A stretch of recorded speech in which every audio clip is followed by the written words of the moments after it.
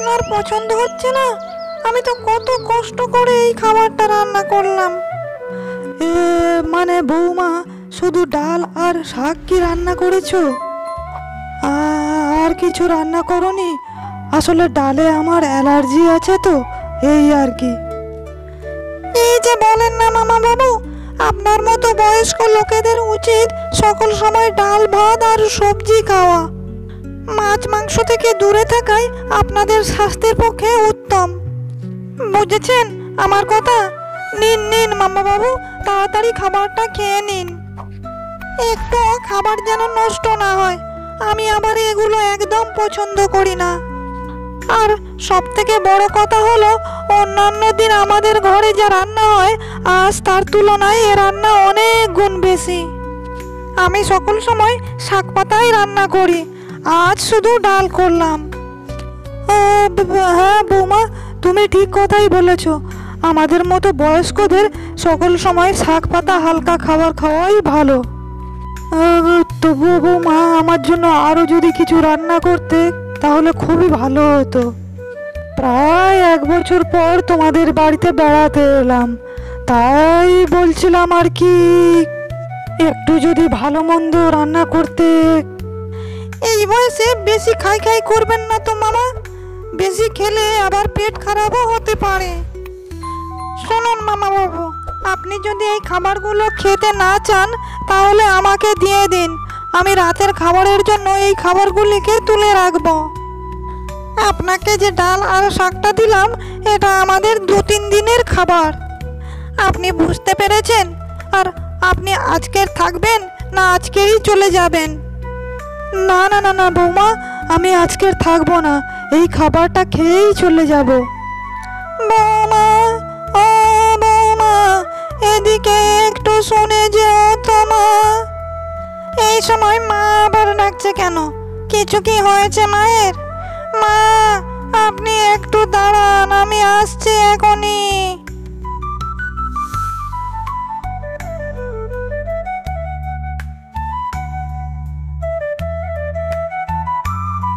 হ্যাঁ মা, কি হয়েছে বলুন, আমি মামা বাবুকে খাওয়াচ্ছিলাম।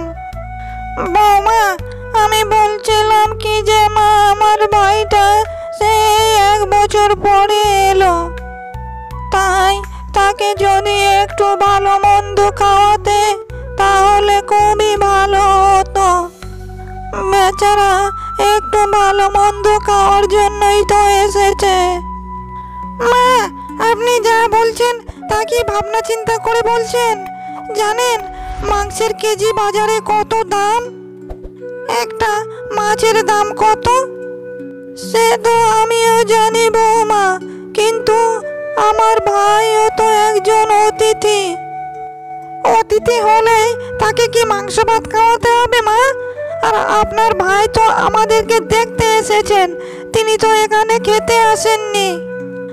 আর আজকের যে দোকান থেকে ডাল কিনে আনলাম সেই ডালের দাম কত জানেন? পুরো 80 টাকা কেজি ডালের দাম। আর আমি দোকানের কাছ থেকে 4 টাকা দিয়ে ডাল কিনে এনেছি। বুঝতে পারছেন 4 টাকা মানে কি? গত 5 মাসে আমি 4 টাকার ডালও কিনে আনিনি। এখনো কি আপনি বলবেন মা যে আপনার ভাইয়ের জন্য আমি কিছুই আয়োজন করিনি? আপনার ভাইকে গিয়ে বলুন যদি না খেতে চায় তাহলে ওই খাবারগুলিকে রেখে দিতে। ওই খাবারগুলি আমরা আগামী 2-3 দিন খেতে পারবো। না না বৌমা, তুমি খুব ভালো কাজ করেছো, ডাল রান্না করাই সব থেকে ভালো। আর মাংসের থেকে ডালের স্বাদ অনেক বেশি। শাক পাতা লতা খেতে খেতে নিজেকে এখন গরুর মতো লাগে, মনে হয় আমি গরু হয়ে গেছি। আমার জন্য যদি একটু ডাল রাখতে মা তাহলে খুবই ভালো হতো। কত শখ! অত সোজা নয় মা, আমি 50 গ্রাম ডাল পুরোটা রান্না করিনি, অর্ধেক রেখে দিয়েছি। আগামী দিনগুলোতে যদি কোনো অতিথি আসে তাদেরকে রান্না করে দেওয়া যাবে। অর্ধেক ওই 25 গ্রাম ডাল দিয়ে তাদেরকে খেতে দেওয়া যাবে। আমি এখন যাই মা, আমাকে শাক পাতা খুঁজতে বেরোতে হবে, রাতের রান্না তো করতে হবে নাকি।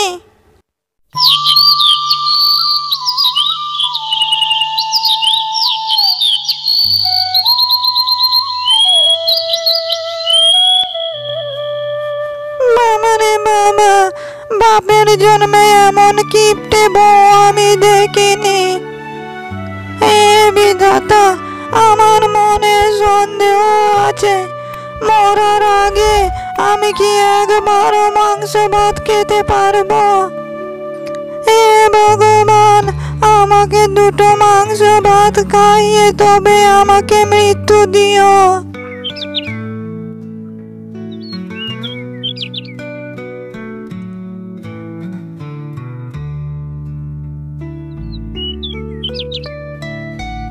গিন্নি, ও গিন্নি, এখানে তুমি কি করছো? তোমাকে খুঁজতে খুঁজতে আমরা সারা গ্রাম মাথায় তুলে ফেলেছি, আর তোমার হাতে সব কি? আমি তো কিছুই বুঝতে পারছি না। তুমি কি চোখে কম দেখো নাকি? দেখতে পাচ্ছ না আমার হাতে শাক? পুরো গ্রাম শাক খুঁজেছি, কোথাও পাইনি। অবশেষে গ্রামের এই শেষে এই পুকুর পাড়টার পাশে এসে দেখলাম এখানে এত সুন্দর শাক হয়ে রয়েছে। এখন থেকে আমি প্রতিদিনই এখানে আসব, এসে বাড়িতে শাক তুলে নিয়ে যাব। আপনারা কেন আমার পিছনে পিছনে এখানে এলেন? আমার শাক তোলা এখনো অনেক বাকি রয়েছে, আরো কিছু শাক আমাকে তুলতে হবে। আপনারা এখন বাড়ি চলে যান, আমার শাক তোলা হয়ে গেলে আমি বাড়ি ফিরছি। মামা, আমার ছেলে যা রোজগার করে মাস শেষে তা সবই তো তোমার হাতে তুলে দেয় মা। ওই টাকার এক অংশ তুমি যদি বাজারের জন্য খরচা করো তবুও তো তোমার কম পড়বে না মা। তাতে খেয়ে মেখে আমাদের দিন ভালোই চলে যাবে, আর তোমারও কষ্ট করে শাক তুলতে আসতে হবে না। মা, জীবনে এত কিপটেমি করে কি হবে বলো তো? আমরা সবাই তো একদিন মারা যাব, এত কিপটেমি পড়ে কি লাভ? সংসারটা আমি চালাই, বুঝেছেন মা? আপনাদেরকে এসব নিয়ে ভাবতে হবে না। আর ওই টাকাগুলো আমি জমাচ্ছি, আমাদের ভবিষ্যৎ আছে না। আর আমাকে একদম কিপটে বলবেন না মা। ক্ষমা করো বৌমা, আমি ভুল করে বলে ফেলেছি। তুমি তো অনেক ভালো মেয়ে, তুমি কিপটে হতে যাবে কেন? এখন চলো মা, বাড়িতে চলো। যে শাকগুলি তুলেছো তা দিয়ে আমাদের দুদিনের রান্না হয়ে যাবে, আর কষ্ট করে তোমার শাক তুলতে হবে না।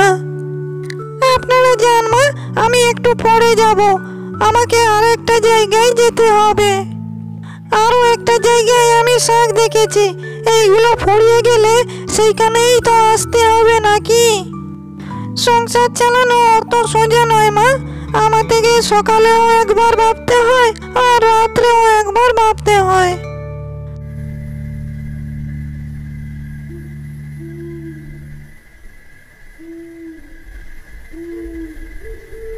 বিনুর মা, ও বিনুর মা, ঘরে আছো নাকি?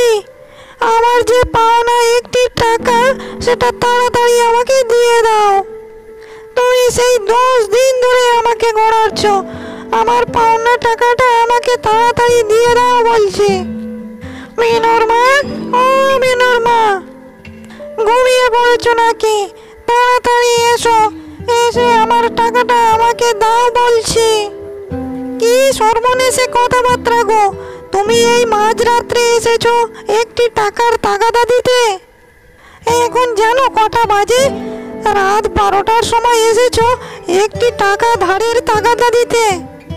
তোমাকে তো আমি সেদিনই বলেছি, একটা টাকা আর খুচরো পাইনি আমি, পেলেই আমি তোমাকে দিয়ে দেব। তুমি কি আমার কথা শুনতে পাওনি? ও, একটা টাকা কি টাকা নয়, টাকা কি গাছে ফলে? বাবারে বাবা, এই মাঝরাত্রে তুমি কি আমার সাথে ঝগড়া করতে এসেছো? তোমার ওই 1 টাকা যেভাবেই হোক কাল আমি তোমাকে দিয়ে আসবো, বুঝেছো? আর তোমার কি খেয়ে দেয়ে কোনো কাজ নেই?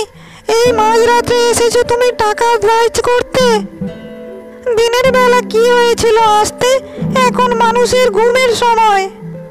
মাঝরাত্রে কেউ আসে কি টাকার তাগাদা দিতে? একদম মুখ সামলে কথা বলো।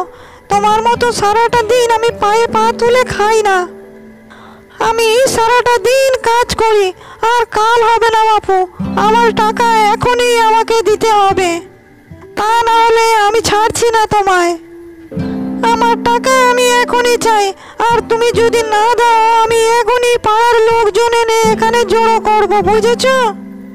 আমার কাছে যদি টাকা না থাকে আমি তাহলে তোমাকে কিভাবে দেব?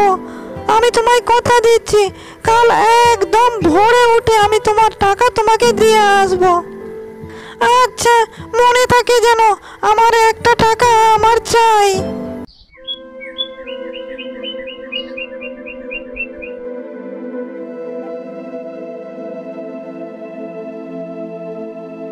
গিন্নি, দেখো কি এনেছি তোমার জন্য। বাজারে নতুন ইলিশ মাছ উঠেছে, তাই তোমার জন্য একটু নিয়ে এলাম। এটা আজকের সর্ষে বাটা দিয়ে বেশ ভালো করে রান্না করো তো, অনেক দিন পর বেশ মজা করে খাওয়া যাবে। কি কি কি কি হলো গিন্নি, চুপ করে আছো যে, কোনো কথা বলছো না কেন? কি, তুমি এত বড় ইলিশ মাছ কিনে নিয়ে এসেছো? এইটার দাম কত নিয়েছে? বেশি নয় গিন্নি, মাত্র 500 টাকা। 500 টাকা? আমি শেষ হয়ে গেলাম গো। তুমি কি ঝাঁটা পেটার কথাটা ভুলে গিয়েছিলে? এক্ষুনি যাও, এক্ষুনি গিয়ে মাছটা ফিরিয়ে দিয়ে এসো। মাছটি ফিরিয়ে দিয়ে টাকাটি তাড়াতাড়ি নিয়ে এসো বলছি। আর তা না হলে আমি কিন্তু তোমাকে শেষ করে ফেলবো বললাম। এই রে, কেলো করে ফেলেছে। কেন যে আমি সত্যি কথাটা বলতে গেলাম। গতবার মাছ এনেছিলাম বলে আমাকে কি মারটাই না মেরেছিল। আবেগে পড়ে কি জন্যেই যে মাছটা কিনতে গেলাম। যাই হোক, এখন বাঁচার জন্য কিছু একটা বলি। বলছিলাম কি গিন্নি, এই মাছটা তো আমি কিনিনি। ও, তাহলে তুমি কি বলতে চাইছো? মাছটা তুমি কিনোনি, তাহলে কি তোমাকে ভূতে কিনে দিয়েছে? আরে না গিন্নি, ওই যে আমার বন্ধু হারান আছে না, ওই আমাকে মাছটা খেতে দিয়েছে। ওর জালে আজ অনেক মাছ পড়েছিল, বলল বাড়িতে নিয়ে গিয়ে মাছটিকে খাও ভাই। ও তাই নাকি? তাহলে তো খুবই ভালো হয়েছে। আর তুমি এই কথাটা আমাকে আগে বলবে তো। আমি তো আবার তোমাকে কত বকাঝকা করলাম।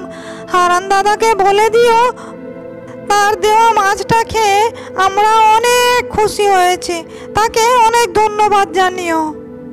দাও দাও, মাছটা হাতে দাও। আজ খুব ভালো করে ইলিশ মাছ দিয়ে ভাত খাওয়া যাবে। অন্যের দানের জিনিস খেতে খুব ভালো লাগে, নিজের জিনিস খরচা করতে একদম ভালো লাগে না। হ্যাঁ গিন্নি, আজ পেট পুরে ভাত খাবো। বড্ড বাঁচা বেঁচে গেলাম বাবা গো। আর তা না হলে একটা মার বাইরে পড়তো না। বৌমা, কি রান্না করছো মা? এত সুস্বাদু গন্ধ ছড়াচ্ছে বাইরে, কি যে বলবো তোমায়। আর বলবেন না মা, আপনার ছেলের বন্ধু আপনার ছেলেকে একটা ইলিশ মাছ দিয়েছে, সেইটাই রান্না করছিলাম আর কি। কিন্তু খাবার তো আমি ঢেকে রান্না করছি মা, তাহলে এত গন্ধ ছড়াচ্ছে কি করে? ও মা, ইলিশ মাছ, আমি ইলিশ মাছের গন্ধটাও ঠিকঠাক টাওয়ার করতে পারছি না। কতদিন যে ইলিশ মাছ খাইনি। বৌমা, ইলিশ মাছের মাথা দিয়ে আজকের ভাত খাবো, আমার জন্য তুমি মাথাটা রেখো কিন্তু। আচ্ছা, সে দেখা যাবে কোন। বাড়ির বাইরে থেকে দরজা জানলা সব বন্ধ করে দিন মা, তা না হলে পাশের বাড়ির মিনি আছে, সমস্ত তরকারি ভাত খেয়ে যাবে। যান যান মা, তাড়াতাড়ি যান, ভালো করে দরজা জানালাগুলো বন্ধ করে দিন। আর আপনিও স্নান করে নিন, আর আপনার স্নেলকেও বলে দিন স্নান করে নিতে। স্নান করে আপনারা খাবার ঘরে আসুন। ঠিক আছে বৌমা, আমার যে কি ভালো লাগছে। অনেক দিন পর আজ ইলিশ মাছের মাথা দিয়ে ভাত খাবো। আমি এখনই গিয়ে সব দরজা জানালা বন্ধ করে দিচ্ছি মা, তুমি একদম চিন্তা করো না। ঠিক আছে, তাড়াতাড়ি যান, তা না হলে মিনি বিড়ালটা এখনই ঢুকে পড়বে যে। আর একটা কথা মা, খবরদার সাবান দিয়ে স্নান করবেন না। আপনি আর আপনার ছেলে সাবান ছাড়াই স্নান করুন। ওই সাবানটা আমি আগামী মাসের জন্য তুলে রেখেছি। বৌমা, আমি তোমাকে কি বলেছিলাম মা, তোমার কি মনে নেই? কি বলেছিলে মা? আমি তো ভুলে গেছি। আমি যে বলেছিলাম মাছের মাথা দিয়ে ভাত খাবো, কিন্তু এখানে তো মাত্র একটি ছোট মাছের টুকরো। আর বাকি মাছটা কোথায় গেল বৌমা? আমরা তো তিনজন, একটা মাছের টুকরো দিয়ে কি হবে বৌমা? কেন মা, একটা মাছের টুকরো কি তিনটে টুকরোকে করা যায় না? আমি একটা টুকরোই রান্না করেছি, আর বাকি সমস্ত মাছ রেখে দিয়েছি অন্য দিনে রান্না হবে বলে। এইসব তুমি কি কথা বলছো বৌমা? এই মাছের টুকরোটি এতই ছোট, আমি যদি নাক দিয়ে নিঃশ্বাস নিই, মাছের টুকরোটি নিঃশ্বাসের সাথে নাকেই ঢুকে যাবে যে। মাছের গন্ধ পাচ্ছেন, এটাই কি আপনাদের কাছে অনেক নয়? মাছ খেতেই হবে আপনাদের। সংসারে বাঁচতে গেলে একটু হিসেবই হতে হয়, বুঝেছেন মা? আর আপনাদের মতো বেহিসেবি মানুষেরাই সংসারের ধ্বংসের কারণ। আপনারা যদি এই এক টুকরো মাছ খেতে না চান, তাহলে আমি এই তরকারিটি উঠিয়ে রাখছি। বাজারে বিক্রি করলে যাই হোক 20-30 টাকা পাওয়া যাবে। কি হলো, আপনারা কথা বলছেন না যে? আপনাদের কথা কি বন্ধ হয়ে গেল নাকি? নিম আমার থেকে কানা মামা অনেক ভালো। কতদিন ধরে যে মাছের স্বাদ পাই না। দাও মা দাও, মাছের টুকরোটাকে 3 ভাগ করেই দাও। এই তো এতক্ষণ পরে বুঝেছেন কথা। ঠিক আছে, আমি তাহলে মাছ টুকরোটিকে বিক্রি করব না। এক টুকরো মাছ আমি রান্না করেছি, আর বাকি মাছ আমি রেখে দিয়েছি। সেই মাছগুলিকে আমি বাজারে নিয়ে গিয়ে বিক্রি করব, আর সেই পয়সা দিয়ে আমি শাকের দানা কিনে আনবো। সেই দানাগুলিকে বাড়ির চতুর্দিকে আমি চাষ করব। শাকের দানা কিনে এনে আমি বাড়ির চারপাশে চাষ করব, আর সেইখান থেকে শাক তুলে নিয়ে আমি প্রতিদিন রান্না করব। নয় মা, হ্যাঁ, সংসার চালানো অত সহজ নয়। সংসার চালানো অত সোজা নয় মা, বুঝেছেন?